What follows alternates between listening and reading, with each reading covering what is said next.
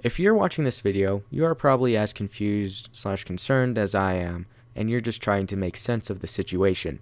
This video is a video breaking down the situation, and that's it. I will try to refrain from giving my personal opinion on the situation because that may distract people from forming their own opinion. Without any more wait, I'm going to start talking about the recent CallMeCarson, Katerino, and Fitz situation. This video is not on a lighthearted subject. It talks about sensitive subjects, so if you are sensitive to such things as cheating, backstabbing, betrayal, that kind of stuff, then please click off the video. But if you stay, I'm going to start off this video by giving a short backstory to display the gravity this situation has. CallMeCarson is a popular gaming YouTuber and Twitch streamer. Same deal with Katerino and Fitz. On March 12th, CallMeCarson announced that he would be taking an indefinite break because he has been battling depression.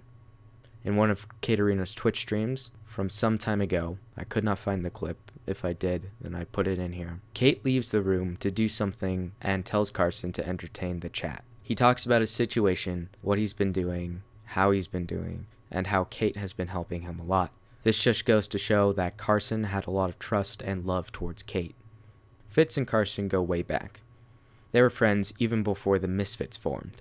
Kate and Fitz met each other on a Twitch dating show, the same one Carson and Kate met each other. They all know each other, and that's quite obvious.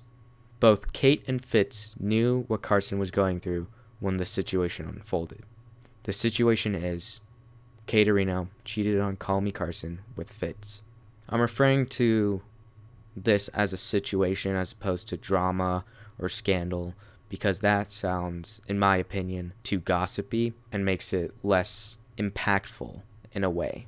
What I'm trying to say is this is a serious thing, which is why I am talking the way I am in the tone I am talking. When I first heard about this, it was 1 or 2 days ago, and I watched a lot of commentary videos on it. I watched Scarce and Keemstar for the first time. That will most likely be my last time. Only a few videos I watched sounded genuine when explaining the situation. In other words, they actually had some sort of connection on a personal level to the situation. Others, like Keemstar and Scarce, sounded like Morgs when he is doing a challenge. All jokes aside, Keemstar had way too much energy for the topic of the video, which is why the hashtag KeemIsOverParty, or whatever the hashtag was, blew up. But back to what I was saying. These videos all said about the same thing, but in different ways. This video is just a basic understanding. This all started with Carson liking a post on Twitter by @Quap. I believe that's how you say it. I'm not too sure on the pronunciation. This was during Carson's break from social media. It was then on the r/CallMeCarson subreddit, the user Interesting League posted a screenshot of the tweet saying Carson liked it. Just to be clear, this is a feature Twitter has where it shows the tweets people you follow like. Then there was a thread of people speculating what this meant. The user Zoinks_ said, I think they are saying Kate may have cheated on Carson for Fitz, which I am hoping did not happen. Carson cannot take this kind of stress now since he has been battling with his depression. Carson then replied, ding ding ding, we have a winner.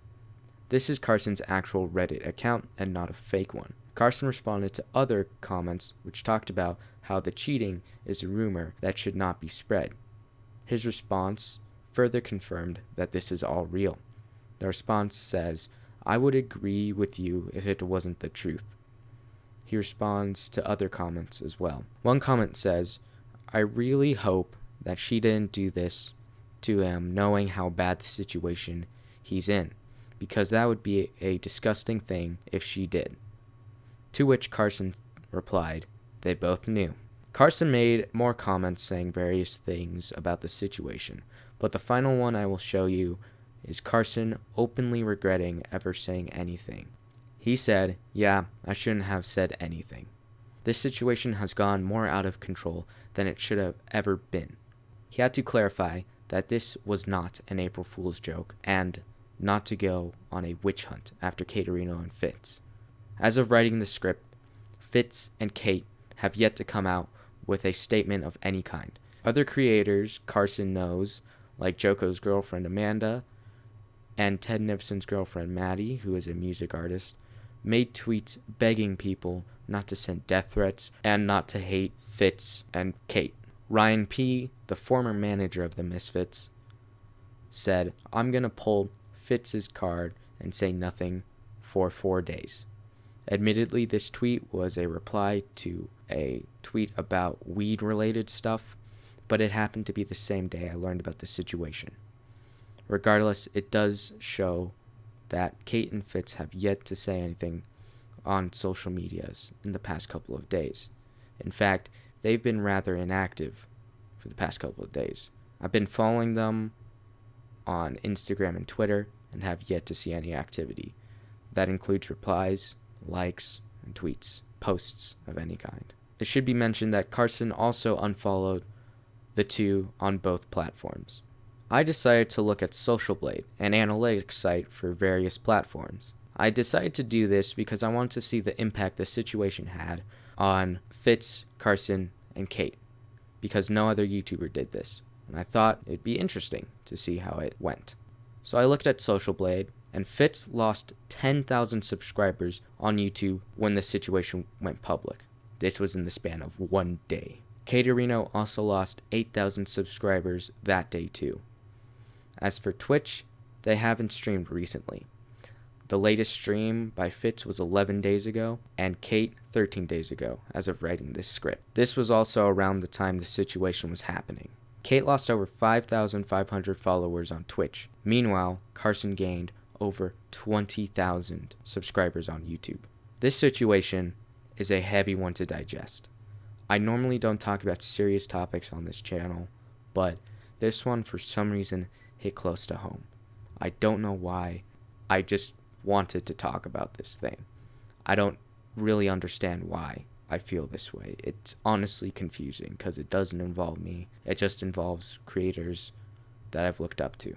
We often idolize creators as more than human, which is wrong since they are humans too. When things like this happens, we end up making the situation worse. When we see these creators as icons that are good in nature and down to earth and neglect that they too make mistakes, we end up becoming more angry and emotional than we should be, which is where the hate and death threats come from. The immense harm to the icons who are the bad guys and the immense benefit to the icons that are the victims also spark from this idolization. What I'm saying is that Katerino and Fitz did something atrocious.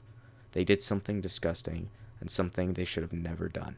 They cheated on a person who they knew was going through depression and most likely knew what the outcome would be and how Carson would be impacted. However, they do not deserve to be hung by a noose or burned at the stake. Spreading hate only makes things worse and makes Carson feel responsible for the damage done to Katerino and Fitz. Some say Fitz and Katerino deserve what's coming to them. Those people believe in the saying, an eye for an eye. People who don't spread hate but are able to critique Fitz and Kate remember the full saying is, an eye for an eye makes the world go blind. I'm sure Carson, Kate, and Fitz are working this out in private. Until things develop more, don't spread hate of any kind. Do not hate on Katerino or Fitz, nor hate on the haters. Do not hate, period.